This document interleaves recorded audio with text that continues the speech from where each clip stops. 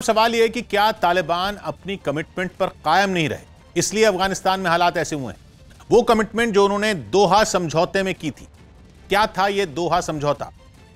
दोहा deal sign हुई थी America और तालिबान के बीच पिछले साल, जब ट्रंप वहां के राष्ट्रपति थे। अमेरिका को अफगानिस्तान से निकलना था, तो पिछले साल फरवरी में, यानी फरवरी 2020 में अमेरिका ने तालिबान के साथ डील कर ली। कहा तो यह गया था कि डील करने से अफगानिस्तान में शांति आ जाएगी, लेकिन शक तो लोगों को तब भी था कि तालिबान अपनी बात पर कायम नहीं रहेंगे। डील हुई थी कतर की राजधानी दोहा में, इसलिए इसको कहते हैं दोहा डील या दोहा एग्रीमेंट।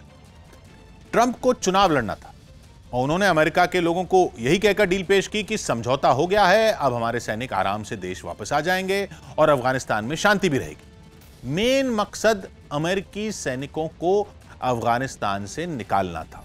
उसके लिए मोटे तौर पर तालिबान से यूं कहिए कि एक तरह की जबान ले ली गई थी कि उसके बाद वो कुछ गड़बड़ नहीं करेगी। तो डील यह हुई कि अमेरिका और उसके साथी देशों यानी नेटो देशों के सैनिक अफगानिस्तान से 14 महीने में निकल जाएं और बदले में तालिबान ने वादा किया कि वो अलकायदा या किसी और आतंकी संगठन को अफगानिस्तान में पनाह नहीं देंगे। अमेरिका के लिए अलकायदा ही ज्यादा बड़ी चिंता रहती है, क्योंकि 9/11 के हमलों के बाद 2001 में अमेरिकी सेना अलकायदा को ही खत्म करने के लिए अफगानिस्तान आई थी, ओसामा बिन लादेन को मारने और अलकायदा को खत्म करने के लिए। अमेरिका को चुनौती तालिबान ने थोड़ी दी थी, अमेरिका को चुनौती तो अलकायदा ने दी थी, न्यूयॉर्क में हवाई जहाज घुसेड़कर बिल्डिंगें गिराकर।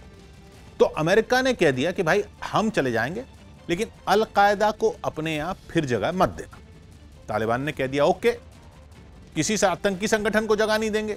उसमें भी यह कहा गया कि अमेरिका और उसके साथी देशों की सुरक्षा को चुनौती देने वाले किसी संगठन को पनाह नहीं देंगे।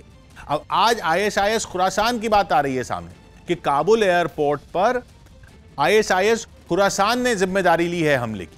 तालिबान ने कहा था किसी को जगह नहीं देंगे। इसके अलावा अफगानिस्तान के करीब 1000 सैनिक तालिबान के कब्जे में थे, उनको तालिबान ने छोड़ने का वादा किया था। उसके बदले में अफगान सेना के पास जो 5000 तालिबान कैद में थे, उनको छोड़ने पर समझौता हुआ। और उसके बाद बात होनी थी तब की अफगान सरकार और तालिबान के बीच।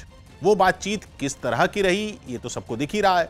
यानी अब साफ दिख रहा है कि तालिबान ने अमेरिका को कह दिया कि आप निकल लो, इस अफगान सरकार से हम शांति से बात कर लें, जो उन्होंने करनी नहीं थी। और उन्होंने सिर्फ ऐसा करने का दिखावा ही किया। सबसे बड़ी बात तो यह कि दोहा वाली डील में अफगानिस्तान की सरकार शामिल ही नहीं थी। साइन किए अमेरिका और तालिबान ने। अफगान सरकार से तो तालिबान को बाद में बात करनी थी, लेकिन अफगान सरकार को इस डील में शामिल नहीं किया गया। अब उसके बाद क्या हुआ? सूत्र बताते हैं कि इसके बाद हुआ यह कि तालिबान और अफगान सरकार में जो बातचीत हुई, उसमें राष्ट्रपति गनी को कुर्सी छोड़नी थी और 2 हफ्ते तक शांति रखकर एक अंतरिम सरकार बनाने पर बात होनी थी। यानी कि तालिबान और अफगान सरकार मिलकर कोई सरकार बनाते और आगे का रास्ता तय करते।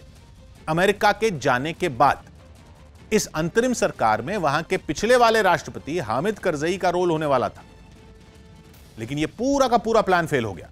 अशरफ गनी तो काबुल से भाग ही गए। इसमें अमेरिका ने आखिरी वक्त में अफगान सरकार का साथ नहीं दिया या अशरफ गनी भाग गए इसलिए ऐसा हुआ, यह तो पता नहीं।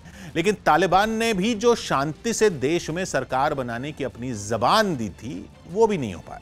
और नतीजा जो हुआ वो सबके सामने है। कहने वाले तो कह ही रहे हैं कि जब अमेरिका को सब दिख रहा था कि तालिबान अफगान सरकार के साथ शांतिपूर्ण तरीके से सरकार चलाने पर जो कह रहे हैं वो नहीं हो पा रहा है, तो फिर अमेरिका को भी डील पर कायम नहीं रहना चाहिए था, डटे रहना था अफगानिस्तान में। पहले पूरी शांति से नई सरकार बनवा देता, उसके बाद छोड़ता अफगानिस्तान।